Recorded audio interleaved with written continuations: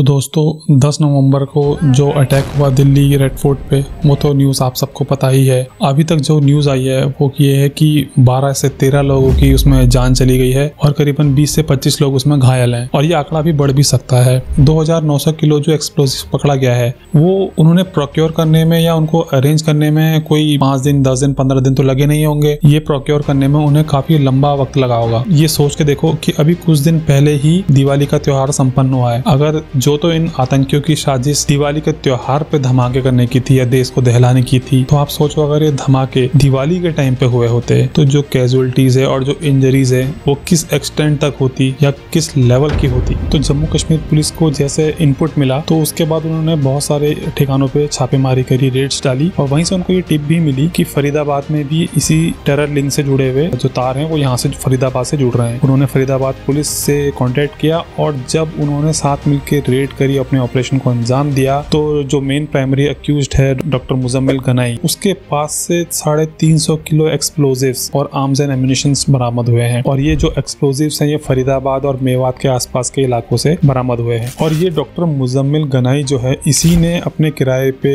जो अरेंजमेंट किया था रूम्स का, वहीं पे ये जो एक्सप्लोजिव्स है उनको स्टोर करके रख रखा था। तो अब डॉक्टर्स के भेष में भी भेड़िए घूम रहे हैं हमारे देश में। तो इस पूरे ऑपरेशंस में जो 2900 किलो एक्सप्लोजिव्स पकड़ा गया है उसके साथ लगभग 7 से 8 अक्यूज्ड और पकड़े गए हैं। और उसमें से एक तो वो है जो चाइना जाके MBBS की डिग्री लेके आया था। और जो इसमें एक और डॉक्टर पकड़ा गया है वो सहारनपुर का रहने वाला था, लेकिन फिलहाल वो कश्मीर में रह रहा था। और जब उसके प्राइवेट लॉकर होता है वहां से AK-57 जैसा हथियार मिला है। और इसी केस में आगे जुड़कर लखनऊ की भी एक लेडी का नाम सामने आया है जिसका भी इसी नेटवर्क के साथ तार जोड़े गए हैं। आतंकियों का जो पहला मोडस ऑपरेंडी होता था वो था लोगों को रेडिकलाइज करना, उनका ब्रेन वॉश करना। लेकिन तो उन्होंने अब एक नया तरीका इजाद किया है, व्हाइट कॉलर टेररिस्ट इकोसिस्टम।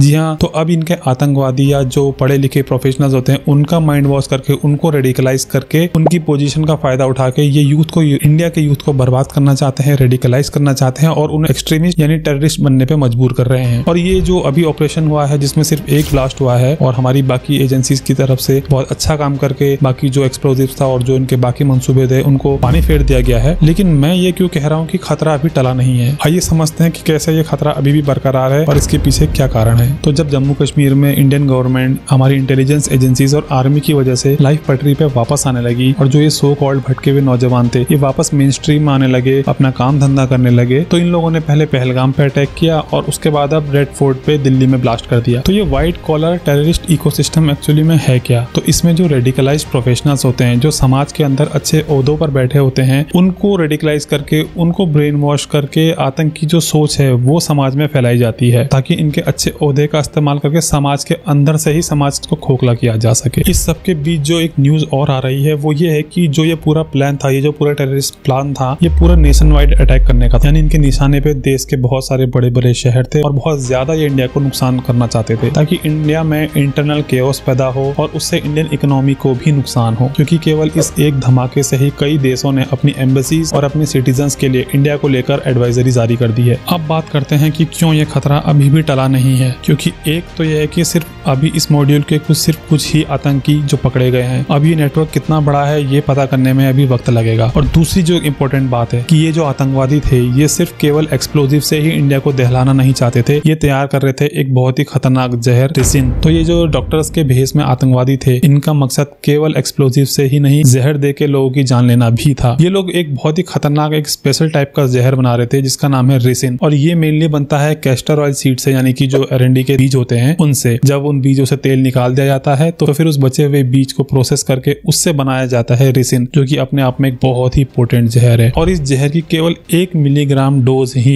एक इंसान को जन्नत में 32 हुरों के पास पहुंचाने के लिए काफी होती है। अब कंपैरिजन के लिए मैं आपको बता दूं कि जो ह्यूमन बॉडी होती है उसकी पर डे की सोडियम रिक्वायरमेंट यानी नमक की जो जरूरत होती है वो केवल 500 मिलीग्राम होती है। सोचो 500 मिलीग्राम नमक यानी कि एक चुटकी हम नमक जो खाते हैं, और ये जो जहर है रेसिन ये सिर्फ 1 मिलीग्राम ही काफी होता है इंसान को मारने के लिए। तो सोच सकते हो ये कितना बड़ा खतरा है। तो सोच के देखो, अगर ये खतरनाक रीसिन जहर पूरे इंडिया में सर्कुलेट कर दिया जाए या डिस्ट्रीब्यूट कर दिया जाए तो कितना खतरनाक हो सकता है। ये सोच कर ये माथे पर बल पड़ जाते हैं, क्योंकि इसकी खासियत ये है कि ये टेस्टलेस होता है और ये ऑर्डरलेस होता है, और इसको पकड़ना भी बहुत ही मुश्किल होता है क्योंकि ये क्वांटिटी वाइज भी बहुत ही पोटेंट है। तो इसको आपको ज्यादा मात्रा में कैरी करने की भी जरूरत नहीं है। अब मैं ये आप लोगों को डराने के लिए वीडियो नहीं बना रहा हूँ, मैं बस ये लोगों को अवेयर करने के लिए वीडियो बना रहा हूँ कि इन आतंकवादियों के मंसूबे कितने खतरनाक थे। और इस बात का ख्याल रखें कि चंद पैसों के लिए आप अपना घर या अपना दुकान किसी ऐसे व्यक्ति को किराए पे ना दें जिसके बारे में आप कुछ नहीं जानते। पहले अच्छे से KYC करिए, पुलिस वेरिफिकेशन करवाइए, जांच पड़ताल करवाइए, तभी आप अपना प्रॉपर्टी जो है वो लेट आउट करिए। और ऐसे समय में बिल्कुल पैनिक ना करिए, गवर्नमेंट का साथ दीजिए, एजेंसीज का साथ दीजिए, अफवाहों पे बिल्कुल ध्यान ना दे, ना उनको सर्कुलेट करें। बस ट्रस्टेड और वेरीफाइड गवर्नमेंट सोर्सेज से ही इन्फॉर्मेशन ले, और बस अपने आस पड़ोस का ध्यान रखिए कि कहीं आपके आसपास भी कोई डॉक्टर मुजम्मिल जैसे लोग व्हाइट कॉलर भेस में तो नहीं बैठे हुए हैं।